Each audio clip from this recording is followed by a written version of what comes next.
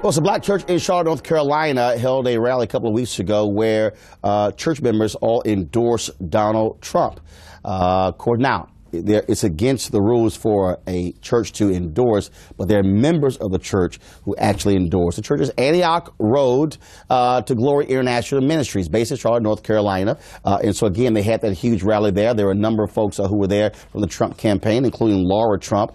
You see the photo we have here. This was her speaking at that particular event as well. And so joining us right now to talk about that, actually, Laura is Trump's daughter-in-law.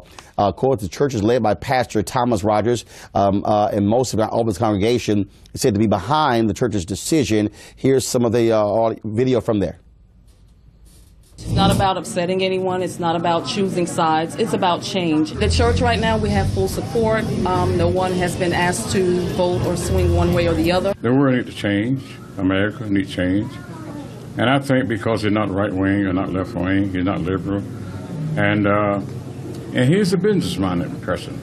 And I think the Democratic Party will be a major disaster right now. Well, you've seen African Americans actually waking up and making decisions is different. For 52 years, this church feels like the Democratic Party has failed them. All right, folks, joining us right now, the church's executive secretary and the pastor's daughter, Katrina Rodgers. She supports her father's decision. We also have Pastor Rodgers here. Welcome to NewsOne Now. Thank you, Mr. Martin. Question for both of you. First of all, have either one of you actually met with Donald Trump? We have not met with Mr. Donald Trump personally at this time, but we have been engaged through his North Carolina State Director, Mr. Earl Phillips. All right, listen to that video there, Apostle Thomas Rodgers. You said that you're supporting him for change. Like what? What specifically? Well, it's very specifically in the book of Numbers, chapter 15, verse 24 to verse 29. There's an ignorant spirit among our people. And as God sent Moses to help them go to the promised land, there was some resentment. Mr. Martin, we have the largest penal system in the world. We have the largest homeless population in the world. We had more gangbangers in Chicago, California. So what my aims and objectives is to seek dual citizenship from the United Nations. Well, I'm sorry. I got a question for you. You talked about our prison population. I have not heard a single speech from Donald Trump that was specific to how we deal with mass incarceration in the United States. So if that's one of the reasons why you're supporting him, he's never even spoken on it. Why would you back him if he's never even addressed it? My aims and objective is that when the United States was set up by America, it was the people that govern, and the president, he is a leader.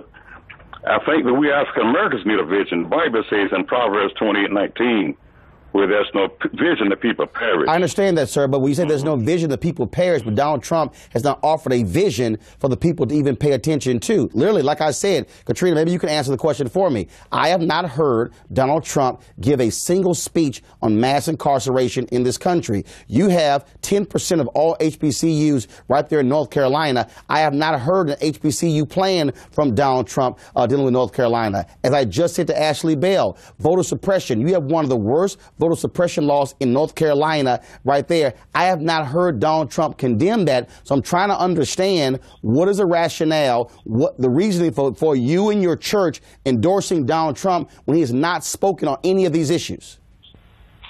Mr. Roland, in all due respect, quite frankly, you're quite factual in some of that. I'm factual in some of it or all of it?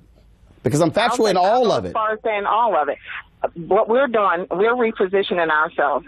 And instead of letting the politician come to us with the policy, we actually went to the politician this time with the policy. But here's the problem, Katrina. You just said you haven't even met with Donald Trump. So exactly. But I've been working through the protocols of his chain commanders. It was speaking with his officials, Earl Phillips, and those of the Trump campaign that's here in North Carolina. They've been our vehicle as far as trying to get this information in front of him, and so we can move forward on making sure the same thing that most Democrats have done. I mean, it's been in their hands for a long time. Our voice and people, we dealing with these issues under a Democratic majority now. So, but we're that's not actually for politicians to come to us to. But Katrina, let me correct you. First of all, in your state, you have a Republican governor, a Republican legislature. Certainly. Okay, right now in Congress. I'm talking about overall. No, Katrina, you're wrong. Right now, Republicans control 31 of the 50 governor's mansions in the country. Right now, Republicans control a majority of the state legislatures. Right now, the Republicans control the U.S. House and the U.S. Senate. So when you say we have Democrats are running the country, that is factually incorrect. Well, Democrats have been in the majority since 1964 moving forward. Where? Everywhere throughout America. That is simply not true.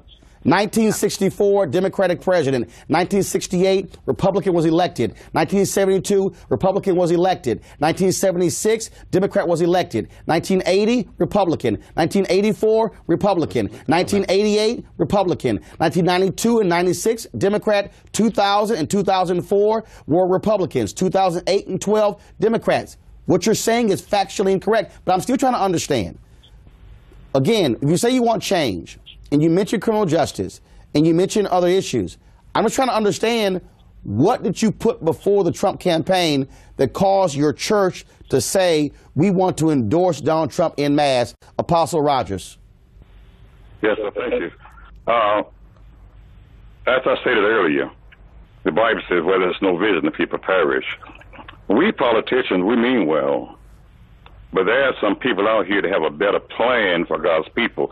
We have in our portfolio today to take a great plan to Mr. Trump. What's the plan? What's in your plan? Dual citizenship.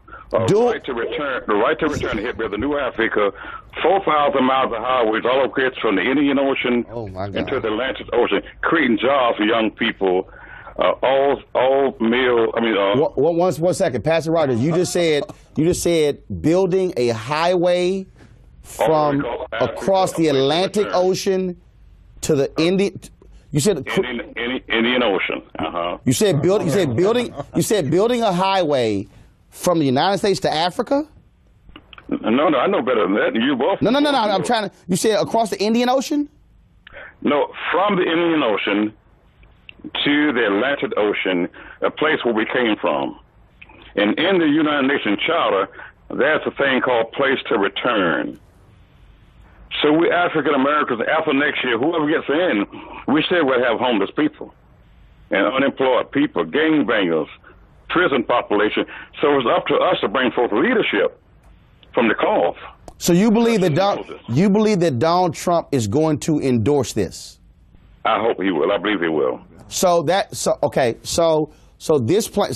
was the basis of your endorsement of Donald Trump? Business minded, yes, business minded. Okay. When Moses went down to Egypt, he did not argue with Pharaoh.